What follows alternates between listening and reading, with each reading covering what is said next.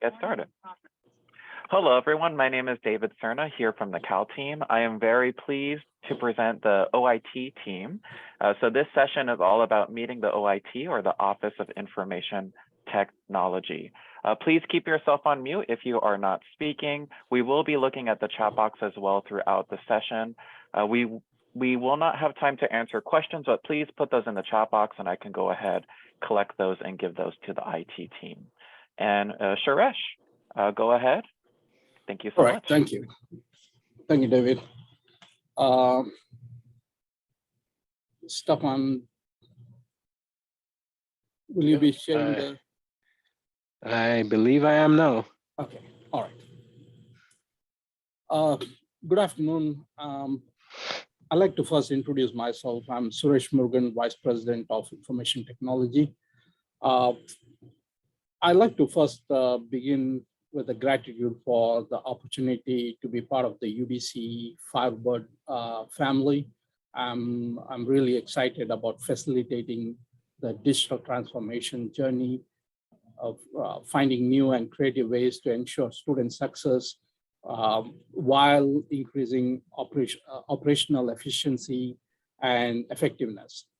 And this town hall is a critical step towards this initiative.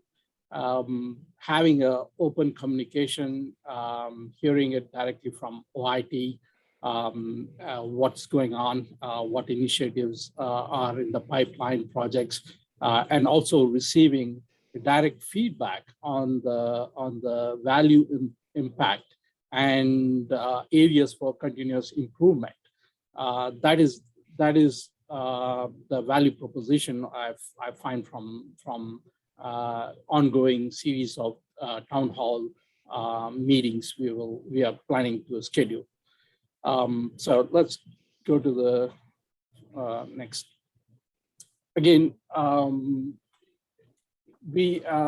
wouldn't say we are rebranding. I want to have a little more insight into who we are as a department and what we deliver and what kind of value we deliver and what kind of work we produce.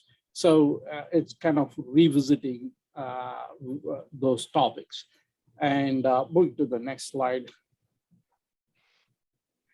So I talked about facilitating a digital transformation journey, and it's become a more common buzzword of late, but I want to give this slide, the essence of this slide is what exactly is digital transformation. Though there is technology element in digital transformation is actually a series of deep and coordinated culture, workforce, and technology shift that enables us to embark on new educational or operating models to transform the institution's operation, strategic direction, and the value proposition. That is the essence of what we mean by digital transformation. Is only one third of that effort is technology shift, but there is element for cultural and workforce shift in this journey. So let's go to the next slide. Stephan, yep, thank you, Suresh. Good morning, all. Is it morning still? Good afternoon, rather. So Suresh talked about digital transformation, and that's kind of the what. And at this point, I'd like to share the how. So we achieve or are planning to achieve those objectives with 5 distinct teams. This is the makeup of IT. It is not unusual to have these what we call towers within an IT organization. So I'll start with client services. Client services is kind of the face of IT. It's where most of our users and our community will interface with IT. So that's comprised of our help desk and desktop support. Then we have applications, which is really the implementation of and support for all those end user products that you interact with on a day-to-day basis. Some of you, if you are primarily staff, you'll be familiar with Banner, again, faculty, Banner and Blackboard. So that's our applications team. Infrastructure, that's really the foundation. So all of our applications have to be connected to you all as end users and to the external world. So that infrastructure group supports that. It deals with our networking, our servers, etc. And then we have the IT security and compliance, which really you take all of those components and it's the umbrella within which all of our applications and our infrastructure kind of resides on the, and we talk about hardening our cybersecurity posture, all of that to protect us and our stakeholders. And then finally, OIT administrations. So that's primarily where Suresh and I sit. We help to strategize and align what we do as a unit with the institution's objectives. So those are 5 main areas. And then transitioning to the leadership. So with us, of course, we have Suresh, who is the Vice President for IT. Myself, I'm the Associate Vice President for IT. Miss Angela Wade, who is the Director of Applications, a nice photo there. Mr. Reza Beheshti, who's the Director of Infrastructure. And finally, Timothy J. Barksdale, a Manager of Client Services. He's the one that, again, leads the unit that is the face of IT. We often joke and say he's, kissing babies and shaking hands, but really he's the conduit that serves between us and or you as our stakeholders, and ensuring that your needs are met, and any incidents are responded to in a timely manner. So with that, Jay, I'll turn it over to you to talk about some of our sites and our support. Jay? Sorry, I do this thing where everything's muted and turned off and I'm talking. Good afternoon, everybody. I'm Timothy J. Barksdale. I am the Client Service Manager over OIT. The Office of Information Technology is what OIT stands for, and we have 5 different sites for the entire university. That is the Van Ness campus, that is the OCH Old Congress Heights campus, that is the Bacchus campus, that is the farm located in Bladensburg, and of course the hangar at Reagan National. What that pertains to is anything involving a help desk ticket. I will 100% see that, and my 5 technicians will be working on those as well as myself. You may have received a call from me just asking about the regards of a ticket status, or if the ticket that has been resolved was to your liking and things of that nature. If you would like to reach out to us in person, we are located in Building 71. That is room 2210. That is on the 2nd floor. As soon as you walk in the 2nd floor, if you're coming in from the Starbucks side, just make a left as soon as you walk in, and that's our office right there. Excuse me. If you're coming off the elevator, you'll walk like you're walking towards the exit of the building of the 2nd floor, and you'll just make a right, and we are right there located. OCH, Bacchus, Farm and Hangar, we do have a 5-man technician rotation team. If you are at OCH or Bacchus, you may have seen one of our technicians there. If you've ever been out to the Farm or Hangar, that is a once a week, we are out there on an on-demand basis to make sure that we are resolving tickets and things of that nature. For help desk support, we do ask if you have any issues.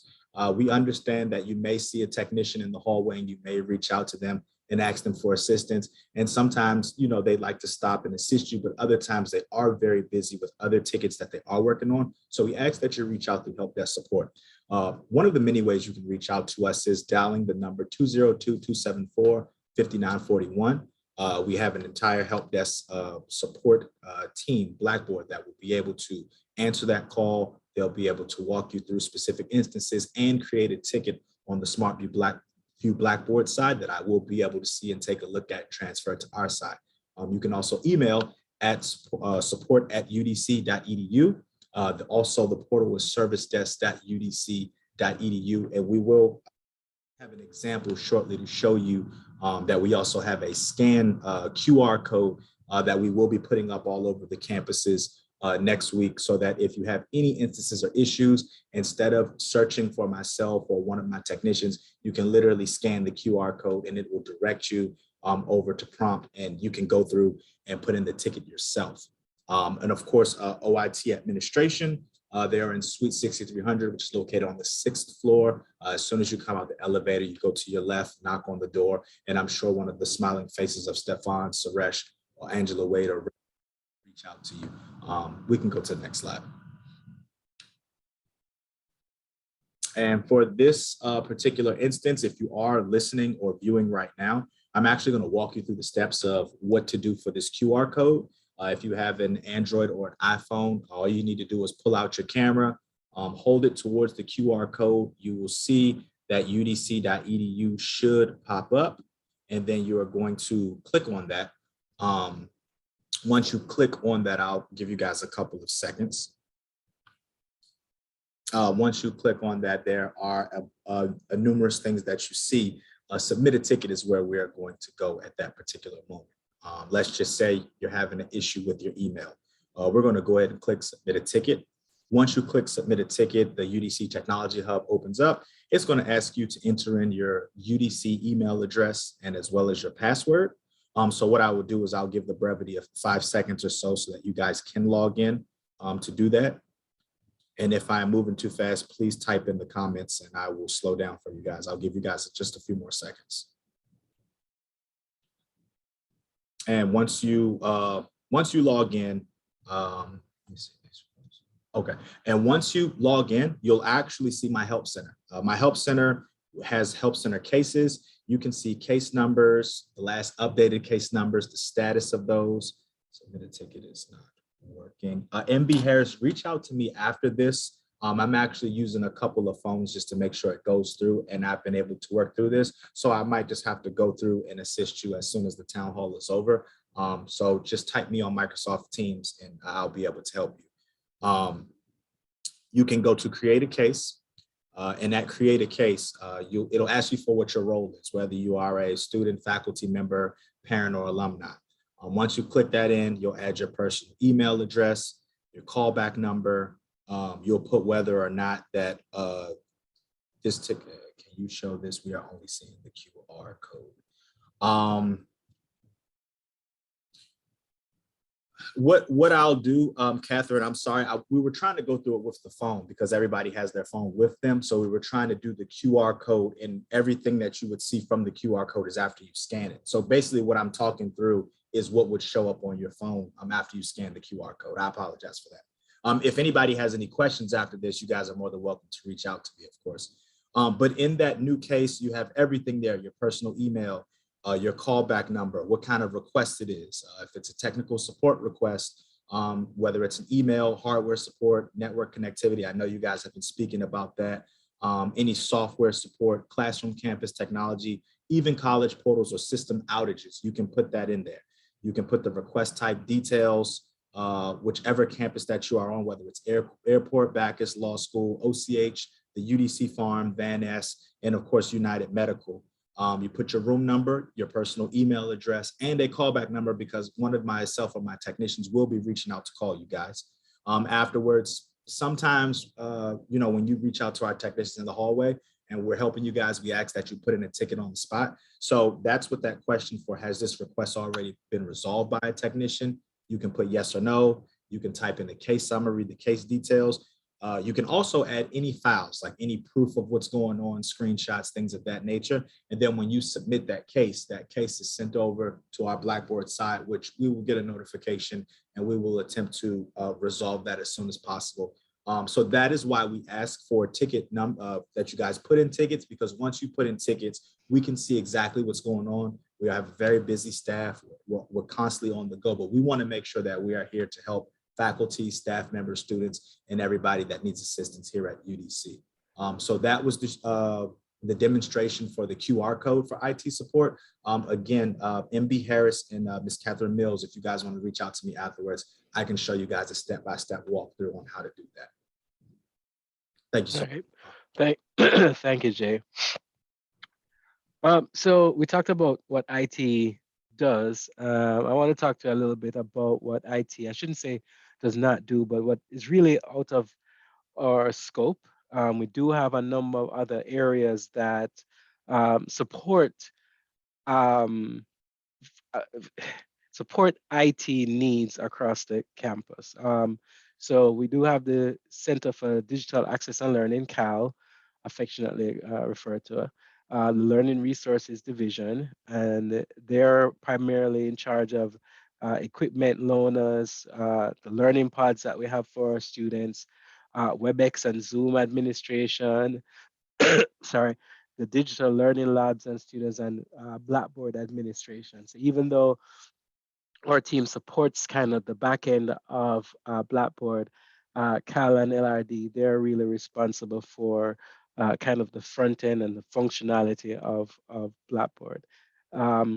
We also have communication and marketing. They oversee the MyUDC portal. They're the ones that are responsible for the content that you see there. In some cases, some of the functionality. So they offer that assistance tangentially to our central IT. They also are responsible for the digital signage. So if you walk across the campus and see those monitors in some hallways, they're the ones that you'd contact to have the content on. Again, they all sit on the backbone of IT infrastructure. So that's the kind of delineation that we have, or the point of demarcation is, can it connect to the internet? Yes, okay. That's the rest of it is on communications and marketing to help drive whatever content that needs to be on those. The Office of Public Safety and Emergency Management, OPSEM, they're responsible for the security camera systems and the ID badges, not IT. And then we have program-specific IT.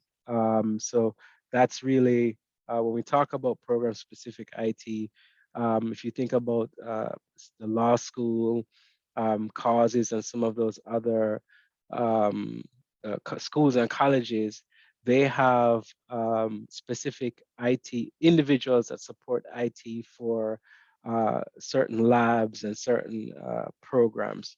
So those are housed within the schools and colleges. They report directly to the deans and AVPs in those areas. We are working to have a more seamless integration with those teams, but for now, right now, they report directly to those programs. So OIT engagement. I'm going to spend a little bit of time on this slide because I think it's important to understand how is it that you as an end user interact with IT. And we use this car analogy because I think 90% of us have either had the pleasure of or some disdain of dealing with an automobile at some point or another. So they're very familiar with us. So if we're to use these analogies, there are three different types of ways that we have work streams coming into IT, right? We have issues, service requests, and projects. And how we kind of separate the three is one, an issue. An issue is similar to, you're driving along the road one day and the check engine light comes on. We have no clue what's happening, right? So you go to the dealership, the problem isn't immediately evident.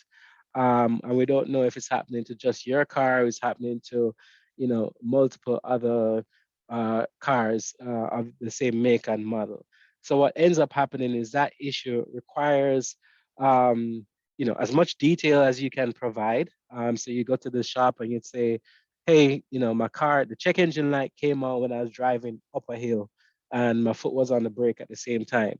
Or, when I hit a bump, the check engine light came on. So, immediately our team members aren't sure of the issue. It's going to require some diagnosis. We can't tell you if it's going to take a day or it's going to take a week. And I'm sure, again, if you've had a car, you've had that frustration of sending it to the mechanic, and he said, well, don't know how long or how much it's going to take to fix it, but we'll get to the bottom of it at some point. So the key thing to note here for the issue, there's no clear path to resolution on the onset, because again, it's going to take some diagnostics. But from an IT perspective, so we bring this analogy back here to IT, certainly we require a ticket, what they demonstrated.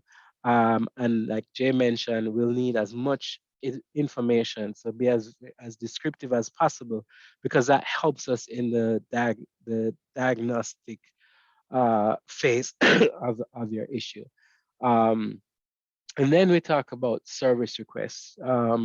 These are more routine work, things that we could tell you upfront. This is how long it's going to take.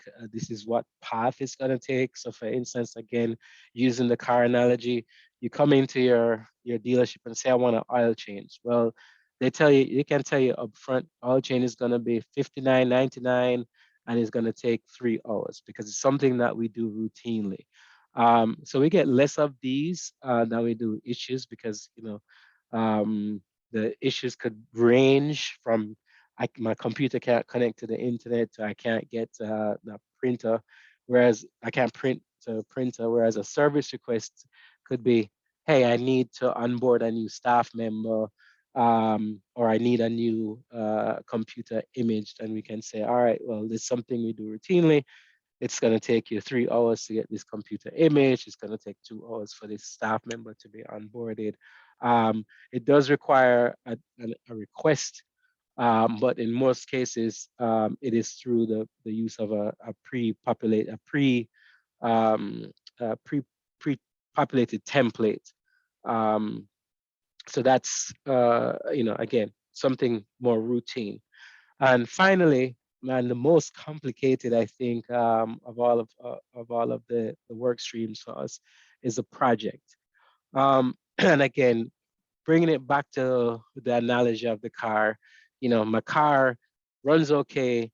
It's a little Honda Accord that has 200 horsepower, and I think I need to get to work faster. I need to get to work in 10 minutes, and this Honda Accord, as fast as I go, is only taking me to work in 30 minutes. I need it to go faster. So it doesn't exist, the feature, the functionality. This car won't get faster. I have this problem. How can I resolve the problem, right?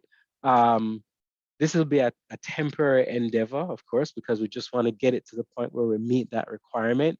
But there'll be some questions about the requirement, right? We'll be going back and doing a deeper dive in terms of, okay, you want to get to work you want the car to go faster, but what is the driver for that? Is it you want to get to work faster? Well, have we thought about putting you on the train, for instance? What about giving you a ride? If those things aren't necessarily viable, then we start looking deeper into what is it we need to do for the car to get up to that speed that we want, right? This particular engagement requires deep exploration, so it's not going to be a quick turnaround. And just for us to even say that your car can't go faster than what it currently does require exploration. So there's no such thing, unfortunately, as a simple no. Right? You might say, can the car go 50 miles an hour faster? We still have to do some research to tell you no. If we told you no off, immediately, that wouldn't necessarily be in our best interest. We want to do our due diligence. Certainly is the quickest route, but we certainly want to make sure that we've done some exploration. So these projects do require a lot more in-depth analysis. It does require now understanding whether or not the value of the car going 50 miles an hour faster, what kind of return on investment that brings us, and how can we express that return on investment? How can we measure that return on investment? So in that respect, we'll have what is called the ICRT process. I think most of you may be familiar, but if not, this ICRT process is basically how we get the projects implemented, is the beginning of how we get the projects implemented here at the university. If it's one takeaway that you have from this slide, is really, it is going to start with your cabinet representative. So again, if you have a business challenge, hey, this car goes too slow, we want to make the car go faster, or we want to get to work faster, and we think that getting to work faster means that making the car go faster, we want to explore that. Can we explore that? And that is where that engagement with the cabinet representative starts, for that cabinet representative to say, you know what, yes, this is certainly something we want to explore, and we want to engage the Office of Planning and Institutional Effectiveness to help with that process. They'll ask a series of questions through their um, I'm sorry, through their ICRT form, and then it'll go through a process for which the cabinet will review it. Your cabinet, remember, will help with submission. The cabinet will review it, will vet to see if it's something worthwhile, does it align with the strategic initiatives?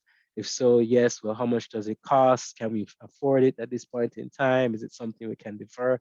All that is going to be, that conversation is had at the leadership level. So it's important to note that IT is not in the business of rejecting projects and saying, no, we're not doing it. IT is here as the strategic partner in implementing, but also helping to recognize where the technology, if we have technology that we're not leveraging, where can we leverage that to meet those needs, or if it's something that we should continue to pursue. So these next two slides, I won't go through each and every one, but this it gives you an example, well, not an example, actually, this is a list of the projects that we're currently undertaking. So what's currently in flight, what's upcoming. So as you can see, there are a number of projects that have already, in some cases, gone through the ICRT process and are underway. So IT is certainly, we're kept busy. Is what these two slides should represent. So over the course of the last fiscal year, there's some accomplishments or achievements that we want to highlight. These are, in some cases, or in most cases, business achievements, right? Because again, it's business leveraging IT and IT resources to accomplish the needs, but we wanted to highlight these to show how IT is a partner in improving the business. All right, so Fit for DC, for example, this was something that apparently was very highly visible. This was an endeavor that Howard University and the UDC took on together, and IT assisted in making sure that people could submit applications to this program electronically, eliminating the need for manual intervention. Banner communication management was another thing that we partnered with the Office of Enrollment Management to eliminate manual text messages and printed letters. And I can't remember the number, but I think in the first month or so that we implemented this, 40,000 communications were sent out, whereas that was done manually. And the last one I want to highlight on these this slide here is workforce development to Banner. So this highlights the theme of one institution, multiple sites. We had the workforce development program operating in a completely different student information system than our kind of central information system, so Banner. So we were able to consolidate those systems. So number one, a reduction in cost, right? So now we're not paying for two systems, but now we centralize the management of our student information. And what that allows us to do, whether it's unwittingly or not, we have access to those students who are in workforce development and can actively recruit using our main system. So you can find that students who have engaged with workforce development know our admissions, our central admissions team can can engage those students without having to reach out to workforce development and so on and so forth. The last two on this slide, e-transcripts, I think that was a big move for us. It brought us into the 21st century. My institution, I think, where I was maybe 4 or 5 years ago, I'd implemented e-transcripts. So again, we're bringing the institution into the fold of the 21st century in terms of being, more adaptive and allowing students more freedom and flexibility, um, you know, to pursue their educational interests. MFA, that was another big thing. I know some people found it very, I think, abrupt and challenging, but this is an industry standard. We are happy to oblige when Bank of America says, "Hey, you need to put this thing in place to protect your account." But there are challenges when we do it here at UDC. But I'll tell you, no, the information that we exchange here, even in our work, can and will be used against us by bad actors. So MFA is something that we certainly want to make sure that people feel comfortable using and understand why it is that we need it, because it protects the institution and it protects us as individuals. And I'll tell you, I have a story of a former institution where we did not have MFA, where someone was able to go into someone's email account and change their direct deposit. And actually, it was our general counsel of all people, but changed the direct deposit, and that person was not paid. And of course, the bad actor got away with a couple $1,000s of a paycheck. So MFA, we consider it an achievement. I know people think it may be an impediment, but I'll tell you, it certainly, as you get used to it, it becomes second nature, and it certainly is for our best interest. And finally, I'm sure the question is on the mind of folks is, well, what are we doing to improve? Well, we're constantly improving. I mean, every single day we sit and we meet and we talk about what is it we need and can do to improve upon where we are currently.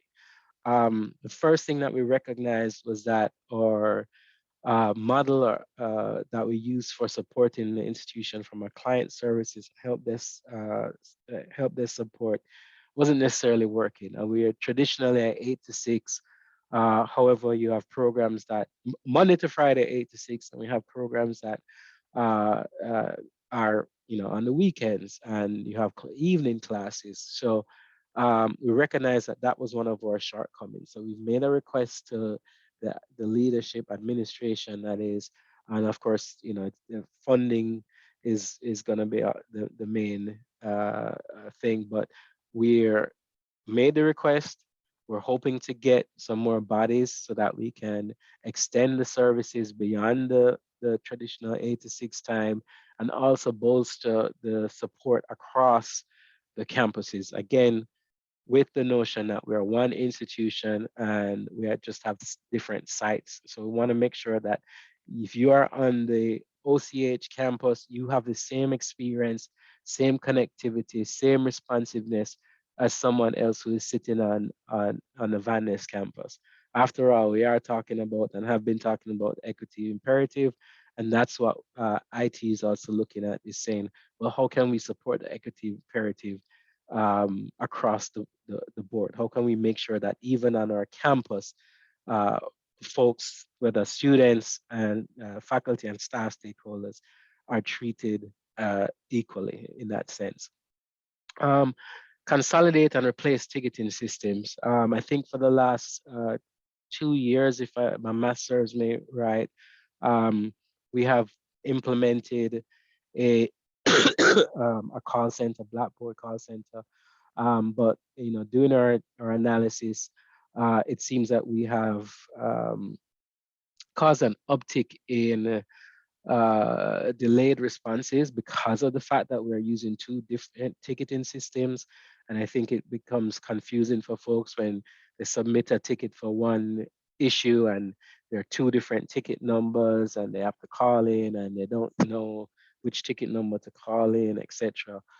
So we've recognized that and we're working to consolidate those ticketing systems to ensure that there's visibility quicker into the issues and our response time can be quicker in that regard. Now, I will say, Jay had mentioned this before, we only have 5 help desk technicians. And if you think about it, 5 technicians for 5 campuses and roughly about 5,000 end users, so students, staff, and faculty alike. So, as humanly possible, we try to get through the tickets, but we just ask that you have patience with us while we go through this transition and we go through hopefully the growth of our unit. Upgrading multi-factor authentication. Right now, we're only leveraging the text functionality, so we're working to adapt some more tools. For instance, the app, some of you might be familiar with Microsoft Authenticator. So we're working to improve upon this first iteration of multi-factor authentication. Strengthening our cybersecurity posture is another operational improvement that we are diligently working toward. I don't know how many of you, I know when I got here first, I used to see these work from home emails, and I think there was another one, but at first I was like, oh wow, all of these work from home opportunities at UDC, this is great. Not recognizing that those were phishing attempts. So I think right now we are virtually have eradicated these. Now, of course, the bad actors always have different opportunities for phishing, but I think for the most part we've seen a decline in these.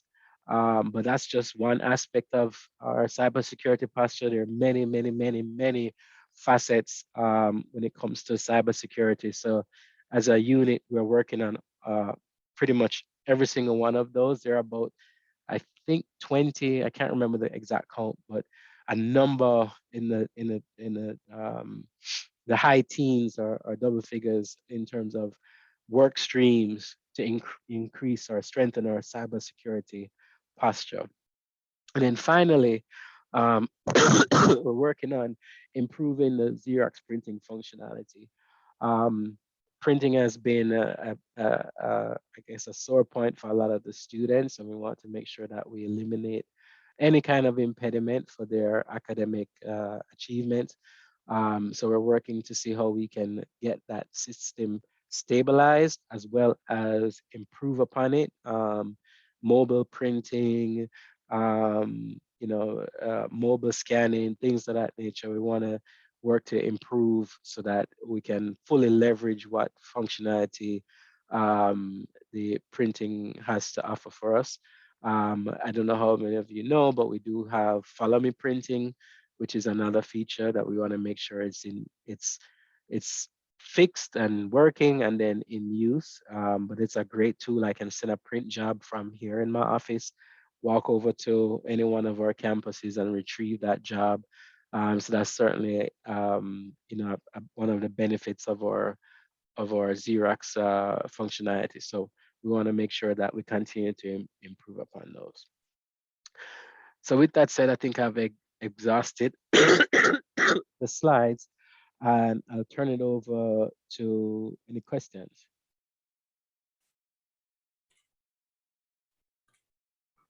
Actually, I can. One of the things I found with this kind of setup is when we cannot resolve a particular ticket or issues, project needs in this kind of setup. So I would request if there is, as we got some of the questions, I request if it requires a little more prolonged engagement and a discussion to that you reach out to OIT and have the discussion. And again, as this slide will be shared, we would request if you can send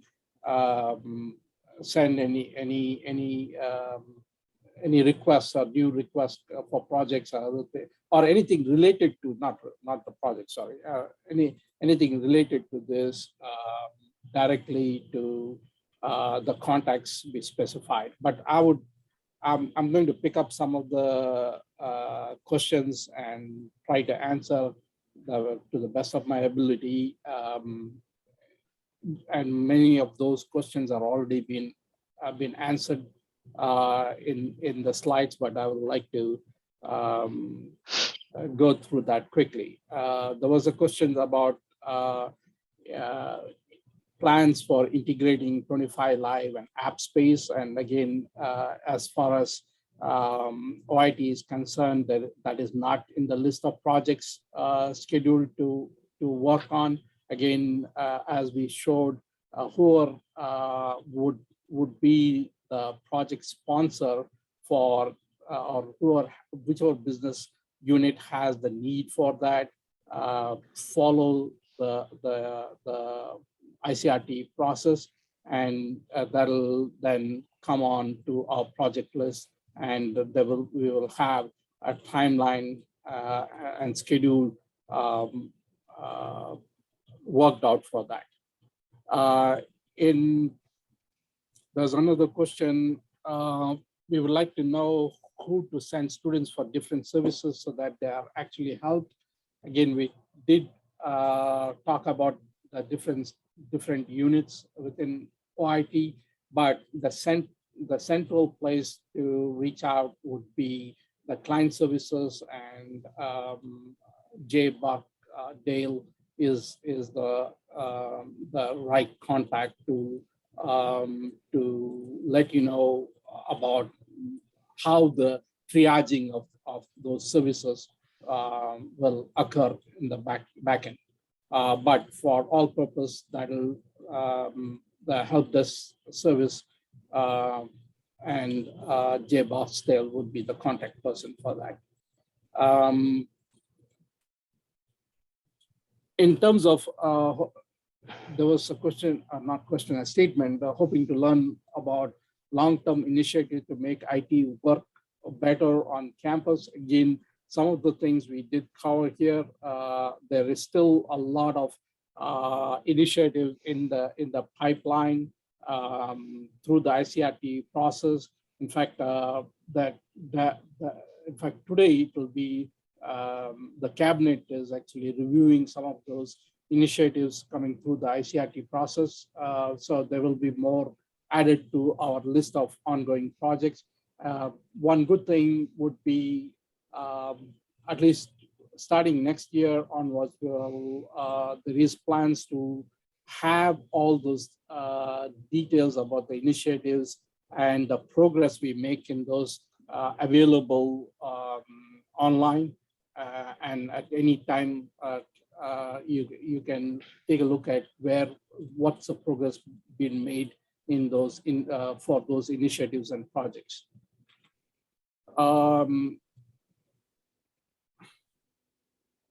Okay, the library is also curious to know about short-term plans to make sure the most basic necessary IT service functions like profile issues on computers, strength of Wi-Fi, and in the course of serving students, many basic issues impede students from accomplishing their academic work. Again, in terms of those specific things, what you mentioned, we always tend to give the topmost priority to anything and everything student concern. The way we prioritize our the tickets within OIT is the student tickets are prioritized before we take care of all the student needs, then the faculty needs, and then the staff needs. But for the specific things about the profile issues, I think that was addressed by the infrastructure team already. But if there is still ongoing issues with that profile issue, again, I would contact the help desk in with specific details on that, because as far as I recollect, that profile issue has been handled. In terms of strength of Wi-Fi, again, we do need details of that, and if there is already a ticket with specifics about what the challenge, particular challenge with Wi-Fi strength is, we will definitely handle that. Then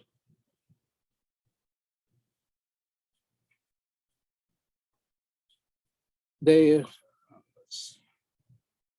was a why does law school have its own IT people? Again, it's not just IT, just the law school. There are as in one of the slides we talked about program coordinators. There are more than one from law school. We have that is the structure which was in place before I came on board, but I am working with division heads and departments to see what was the history behind it, what is the need for it, and how do we leverage that those resources to fulfill greater need across the campus. So that's work in progress. We are that's an ongoing project. Submit a ticket is not working. Not sure that, again, as I said, we cannot resolve a ticket or resolve the issue, find a solution within this kind of format. But if you can provide a little more context to it directly to Jay Barksdale, we can get to the root cause of what the issues are and find a solution, long-term solutions for that. Can you define what the backend for Blackboard means? Our students don't know who to go to for what. Not sure when the backend for here. Let me answer in a broader sense. We do the first tier. Again, there was a question regarding first tier. Tells us nothing. The first contact to the help desk, we have the Blackboard support services. Blackboard support services doesn't mean just for Blackboard learning management system. I think that's something that we have to take internally. OIT team has to take internally, because we need to make those distinctions and provide some more clarification on how the transition happens and what are the different tier system. I think that's something that we need to take and provide some clarity on it. But for the sake of this question, now let me answer. The first contact is made to Blackboard Support Center. When we talk about Blackboard Support Center, it means it just is not related only to the Blackboard LMS system, learning management system. There is Blackboard LMS learning management system support. There is Blackboard student services support, again, and then there is Blackboard technical support. Again, the original idea was you have one stop for students to reach out, and then those issues and concerns can be triaged accordingly. That was the intention for it, but there are some gaps in there how it is working. And as one of the slides we did go over, there is a need to improve that, making sure the triaging is done properly. And then there is a issue of Blackboard Support Center using their own platform, application platform, and that needs to be integrated into the platform which we use internally. So those are already been identified, and we are working towards eliminating any gaps and delays in information flow between those two systems. But all I can say for now is that will be addressed soon. So in terms of, there was another question. I called OIT desk and had a Blackboard technician answer, not empowered by UDC, answer and resolve student Blackboard issues. So how does OIT broker support for student Blackboard issues? As we talked about, it is a support ecosystem. I would actually request Fatima if she can take that question on how is support brokered for students with Blackboard issues. Yeah, thank you, Sarash. So usually we send them to the technology hub, and they will call the Blackboard hub. And if the Blackboard hub couldn't fix the questions or solve the question, they will escalate it to us. And Pat and we will get the ticket, and then we'll immediately connect with the students. And again, we talked about continuous improvement process.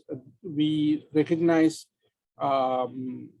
in terms of when naturally the natural intuition is it's all technology related. Though it is all technology related, there are specific units which specializes in a particular technology service. We are working on making sure those are properly communicated, and the clear distinctions and triaging of the tickets are done.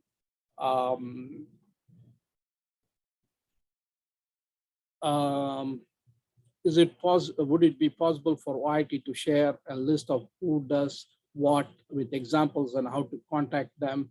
That way we know where to direct students. Saying things like tier 1 issues tells us nothing. And again, yes, this is something we will be taking back for internal discussion on providing a little more clarification and clarity on what tier 1, tier 2, and tier 3 support means. Yes, definitely that's something we will take upon ourselves to provide a little more clarity on that. What else? Did I cover everything?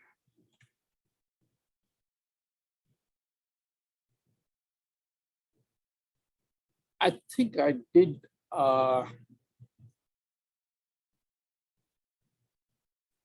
I think we answered. Yeah, I think you covered everything. Is it in Stephan, Jay, Angie, is there anything else you all would like to add to what I addressed? Yeah, I think maybe again trying to conjure up an analogy that helps. I know there's some statements about tier one not understanding, but I think the way we treat it, it's like a emergency room, right? You don't come immediately. We won't know if it's you need the brain surgeon or the lung specialist immediately, right? You go to the emergency room and they have to do some initial triaging. So I think that's a similar way that it works. Again, if you use a car analogy, when you have the issue, you go into the you take your car and you don't know if you're going to need to see the transmission specialist or the engine specialist. So that's what we mean by tier one. It's just kind of this triage unit where they're asking specific questions to help to get to identify or lead uh, the issue into or try to get um, the more specialized assistance based on what those responses are. I often tell people, for instance, when I say I can't print, does that mean the printer is out of toner? Does it mean the printer is out of paper? Does it mean the printer isn't connected to the internet? Does it mean that your computer software isn't printing? I mean, there are so many different things, and in some cases, it requires a specific skill set to address that issue. But that quote unquote tier one is that first line of defense to kind of run through that checklist to then see, oh yeah, you can't print to the printer. It might be a network issue. Then we get the network folks. So I hope that helps in terms of understanding what we mean by or tier one and how we talk about escalations. And I would like to.